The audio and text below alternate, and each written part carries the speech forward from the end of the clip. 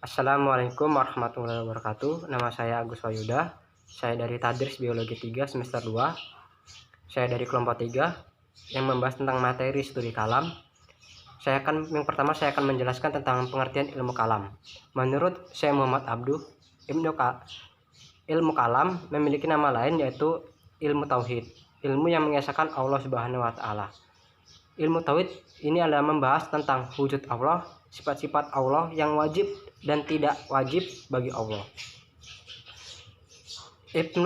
Ilmu kalam menurut Ibnu Khaldun yaitu berisi tentang alasan-alasan mempertahankan kepercayaan iman dengan menggunakan dalil-dalil, dan berisi tentang bantahan-bantahan terhadap orang-orang yang menyeleweng dari kepercayaan itu sendiri. Selain itu juga ada pula yang mengatakan bahwa ilmu kalam ialah ilmu yang berbicara tentang bagaimana menetapkan kepercayaan keagamaan dengan bukti-bukti yang meyakinkan.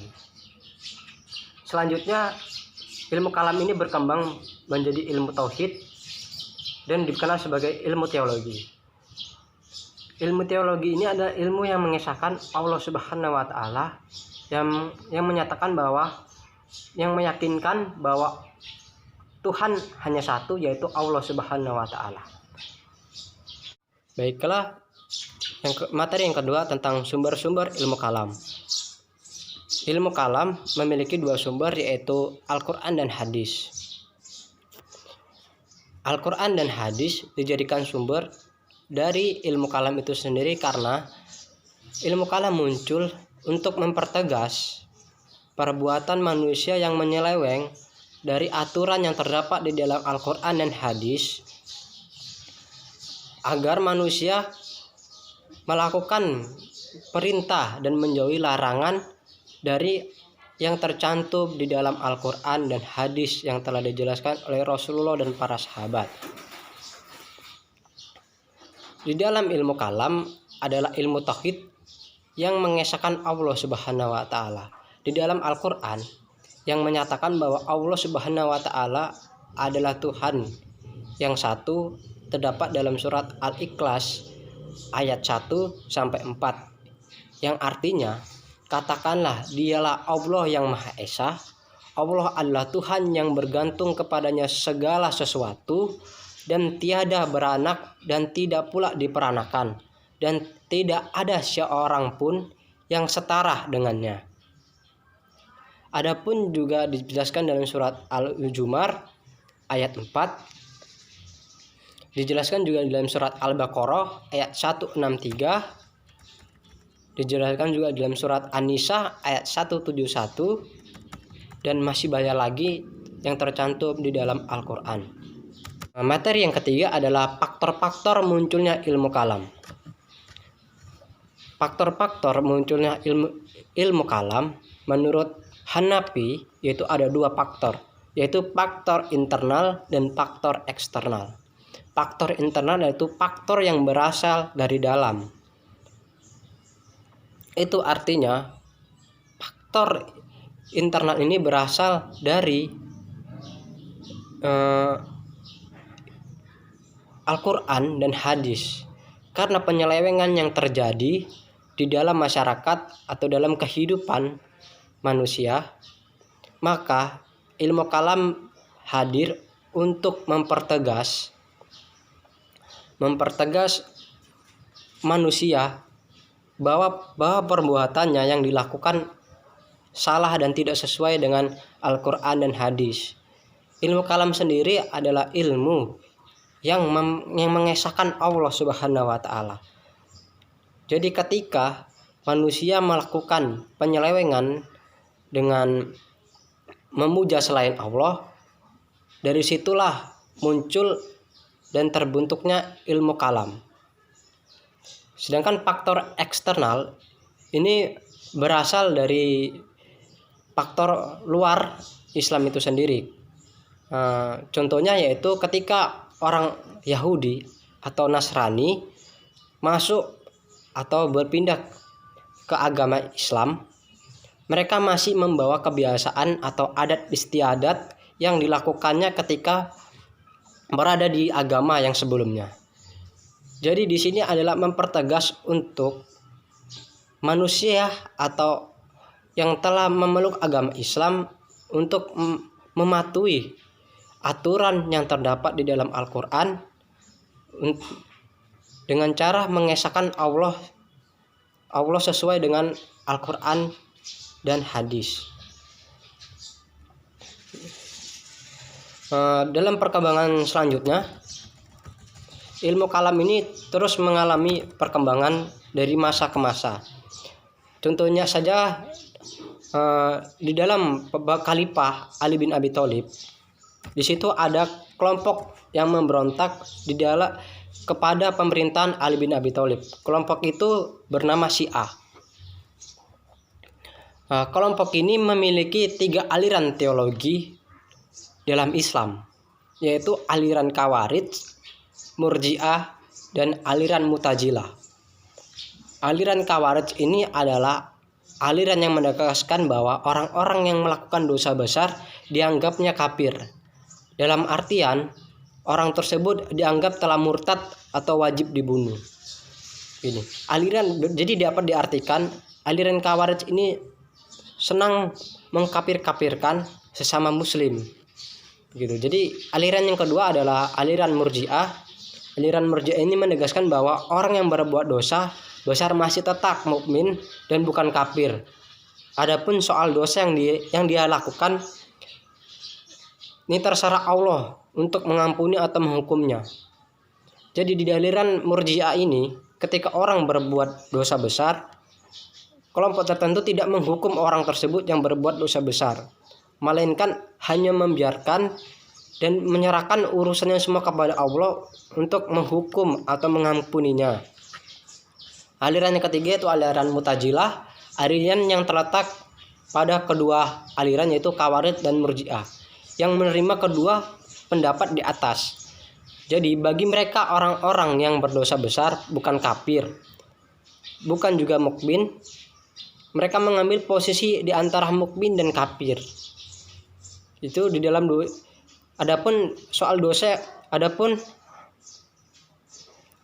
dan dalam bahasa Arabnya dikenal dengan istilah al-amanjilah bai'an amanjilatain atau posisi di antara kedua. Selanjutnya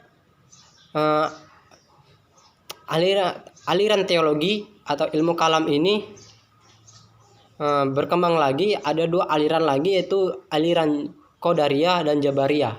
Menurut aliran Qadariyah, manusia memiliki kemerdekaan dalam kehendak dan perbuatan.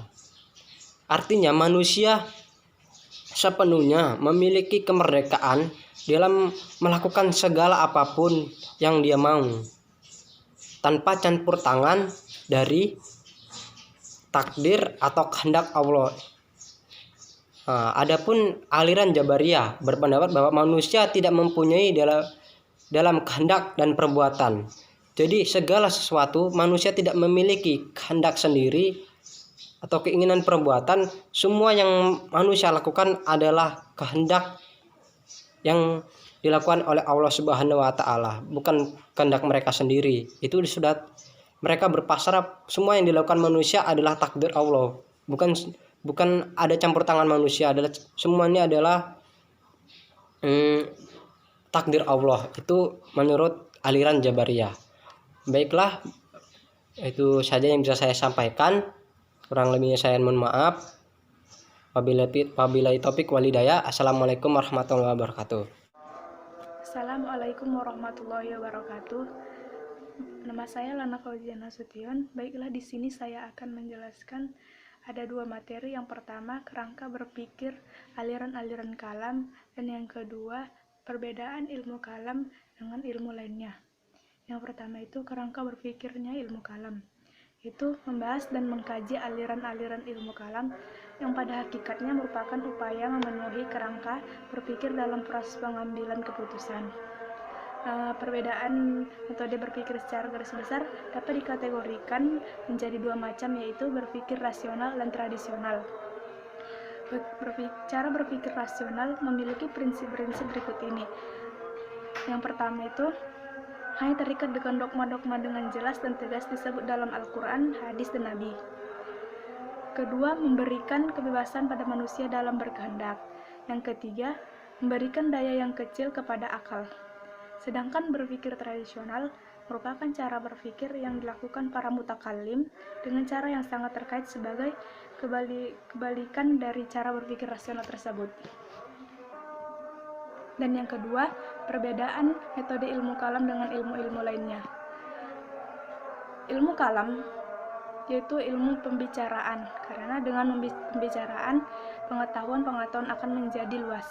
Dan ilmu kalam yang membahas tentang ketuhanan yang berdasarkan rasio atau tentang ketuhanan yang berdasarkan rasio atau argumen logika sebagai pembuktian terhadap argumen sebagai pembuktian terhadap teks atau argumen nakli. Ilmu ini mempelajari firman Allah dalam Al-Quran juga. Sekian dan terima kasih. Assalamualaikum warahmatullahi wabarakatuh. Assalamualaikum warahmatullahi wabarakatuh. Nama saya Azhara Putri Ramadana dari kelompok 3A Metode Studi Islam. Jadi di sini saya akan melanjutkan presentasi kami, dan yang saya akan sampaikan saat ini yaitu tentang model-model penelitian ilmu kalam dan manfaat mempelajari ilmu kalam. Secara garis besar, penelitian ilmu kalam dapat dibedakan menjadi dua. Yang pertama yaitu penelitian yang bersifat pemula dan dasar, dan yang kedua penelitian yang bersifat lanjutan. Yang pertama saya akan menjelaskan penelitian yang bersifat dasar dan pemula. Metode ini bersifat baru pada tahap pembangunan ilmu kalam, menjadi suatu disiplin ilmu dengan merujuk pada Al-Quran dan hadis serta berbagai pendapat tentang ilmu kalam yang dikemukakan oleh berbagai aliran tauhid. Ada hasil karya penelitian pemula yaitu dari model Abu Mansur Muhammad bin Mahmud Al-Maturidi Al-Samarkandi dengan judul buku Kitab Al-Tauhid. Penelitian yang bersifat lanjutan. Penelitian ini merupakan pengembangan dari penelitian pertama atau penelitian dasar dan pemula. Penelitian ini sifatnya hanya mendeskripsikan tentang adanya kajian ilmu kalam dengan menggunakan bahan-bahan rujukan yang dihasilkan oleh penelitian pertama. Dan ada juga karya dari penelitian lanjutan yaitu dari model Ahmad Mahmud Subi dengan karyanya yang berjudul Al-Usul Al-Fiqhiyah li Mazhab Al-As-Sunnah.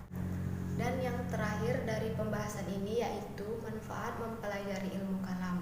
Manfaat mempelajari ilmu kalam yaitu sebagai sebuah disiplin ilmu yang menjadi salah satu fondasi Islam yang pemahamannya ada di dalam diri seseorang, sehingga ia dapat dikatakan sebagai seseorang yang beriman.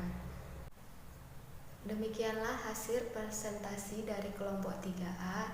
Kurang lebihnya kami mohon maaf. Assalamualaikum warahmatullahi wabarakatuh.